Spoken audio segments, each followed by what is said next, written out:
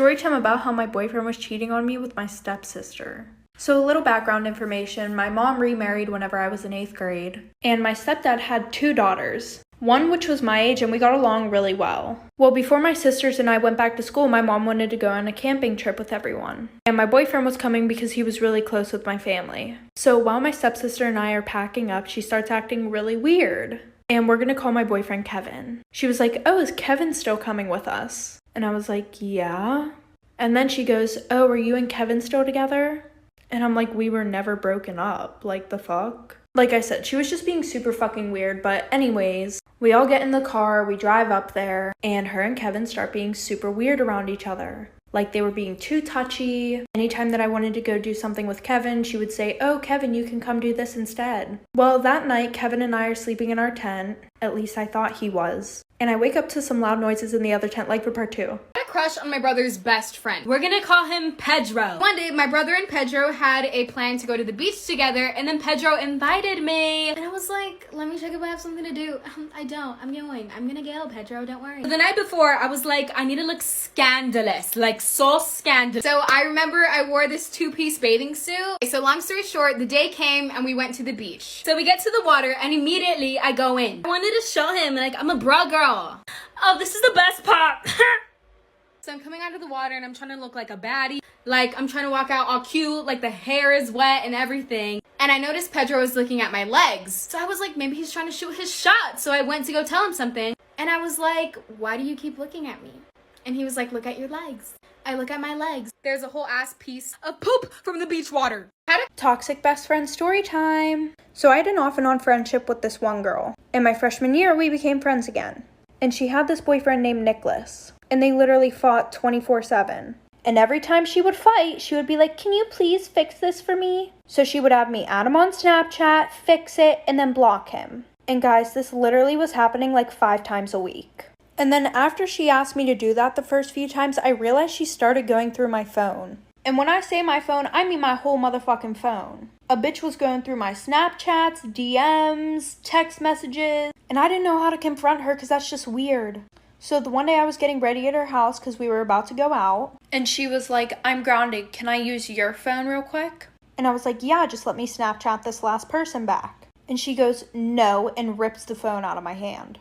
And she starts going through my Snapchat right in front of me. And I had a streak with this kid named Nick. She goes up to me and says, "What the fuck is this?" Like for part 2.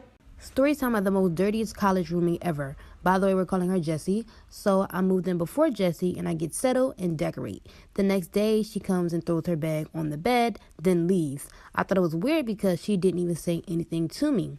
Couple hours later, she comes back and I'm like, hello? And she's like, "My bad," and comes give me a hug.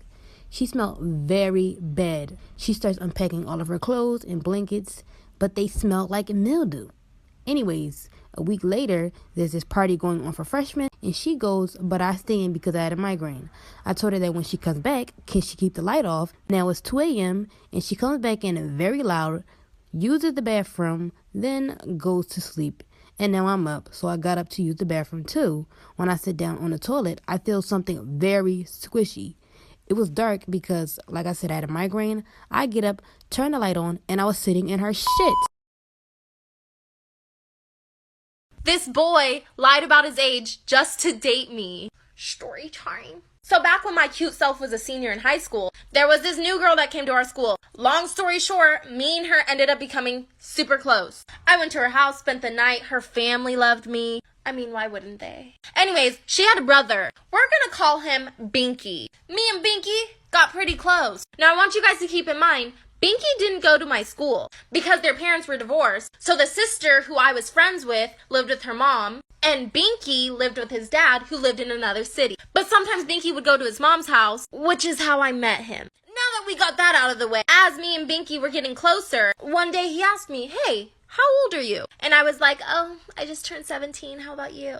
He told me, "Oh, I'm 17 too, but my 18th birthday is coming up." After a while, me and him eventually started dating. Then one day, I ran into his cousin who happened to go to my school. The rest of this story is crazy.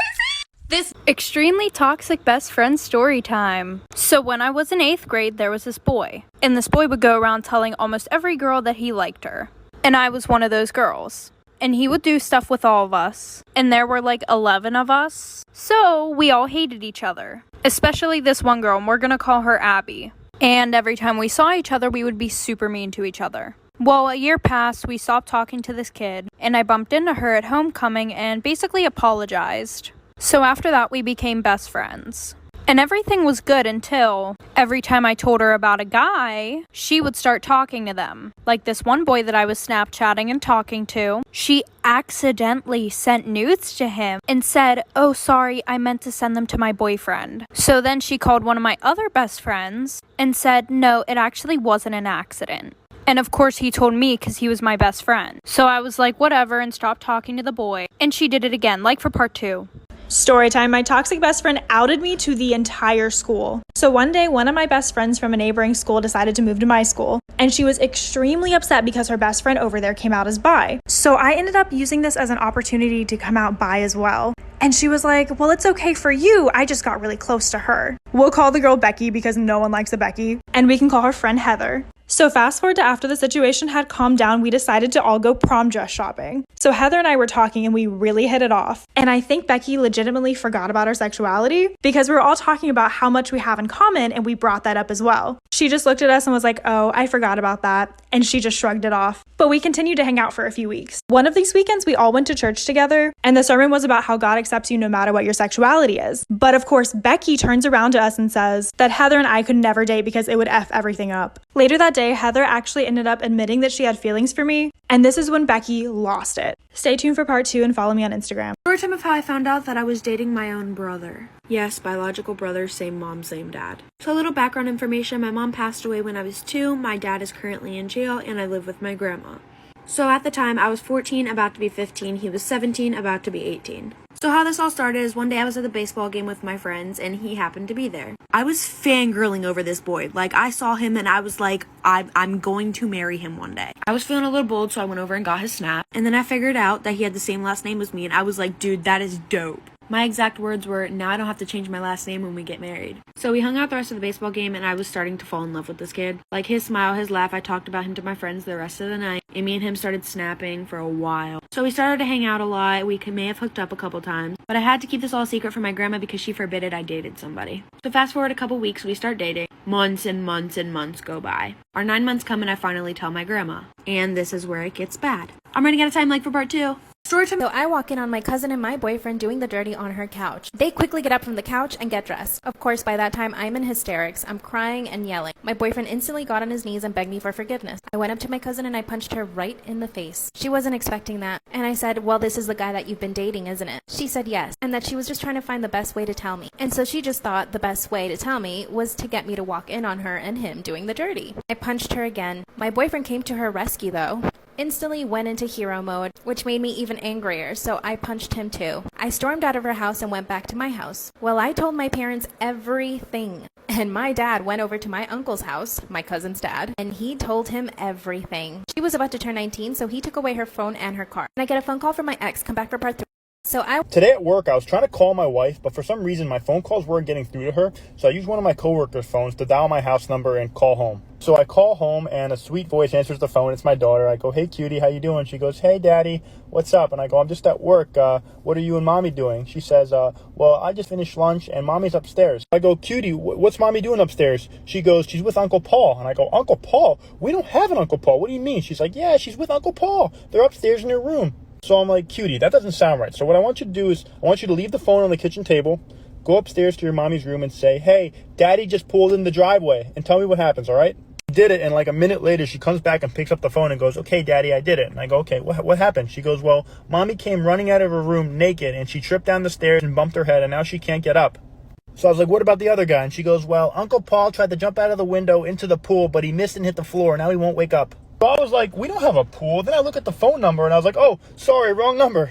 Today I was in class on Zoom. I wanted to go to sleep, honestly, because like when I'm tired, I go to sleep. I end up falling asleep and then class ends and everyone starts leaving the class. Except me, because I was like in a whole other universe at this point. I was dreaming, I was flying. At this point, me and the teacher are alone in the call. This is the best part.